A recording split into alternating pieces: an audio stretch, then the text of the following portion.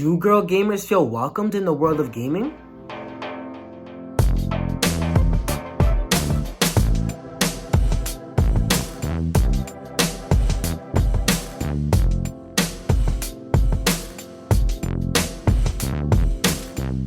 Recently, the video game world was rocked by allegations of toxicity and harassment against girl gamers and female game developers.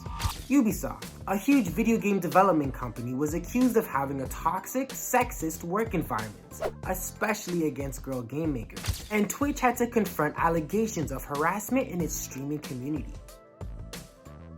Not too long ago, we talked to Canadian Twitch streamer Hive Queen, aka Robin Lee, to find out her thoughts on how the video game culture can be better for girls. I am an Ottawa-based Twitch streamer, and I'm a variety streamer, so I play a whole bunch of different kinds of games, not even just games, I do other activities as well. And I'm a full-time streamer, which means that I do this content as my career, as my job. You do not have to do that, y'all, okay? Thank you so much for doing that, though. That's very sweet of you. Robin for Prime Minister. I would be the worst Prime Minister if I go into a random lobby with my game comms on to communicate to my team and I speak up. I know that there's probably going to be half the time that as soon as I say anything, they're going to be like, woman, she's a girl, like get out of our game, blah, blah, blah, or just say mean things to us and point out the fact that I am a woman. And for me, I might be a woman, but that has nothing to do with my skill level in gaming.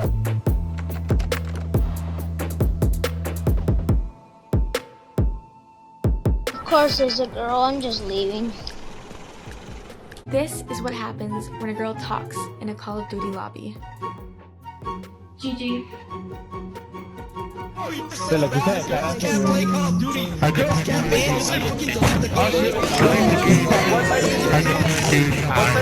This guy is a guy. I'm not being rude.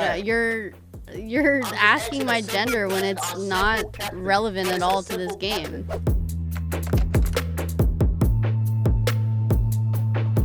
My hope is that the companies, gaming companies and platforms that we stream on can be held accountable.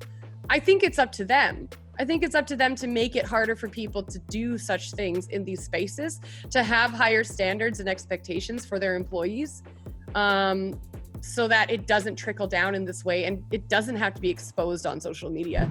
Since this interview, companies like Twitch and Ubisoft made promises that they'll do better to address these claims in the future. Ubisoft CEO released this apology video and promised to give greater focus to diversity, inclusion, and respect. I am truly sorry to everyone who was hurt.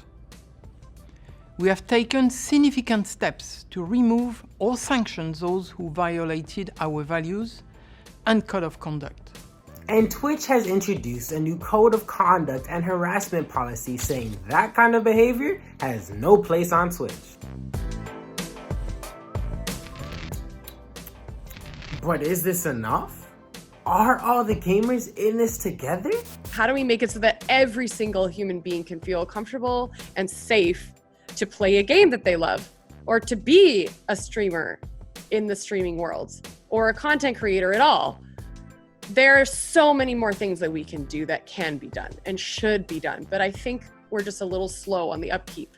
I think we're a few too many steps behind, so we need to take some leaps forwards to truly be able to create safe spaces for everyone and hold people accountable for their actions. We all have to be in this together, and that goes for men and women. I have so many men in my life who are very supportive of me, and they will always stand up for me. If you see it happening to somebody, call them out. You know, I don't care if people call you a white knight or a simp or whatever these new terms are. It's like, who cares?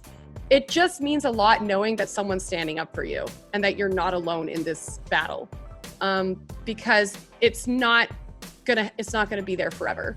It's not. Things are changing. As Robin said, things are changing a little bit at a time. But what do you think? Do video game companies and streaming services do enough for girl gamers? Let us know your thoughts and stories by messaging CBC Kids News at cbc.ca. Until next time, I'm Elijah Sandyford for CBC Kids News. Game on and game over.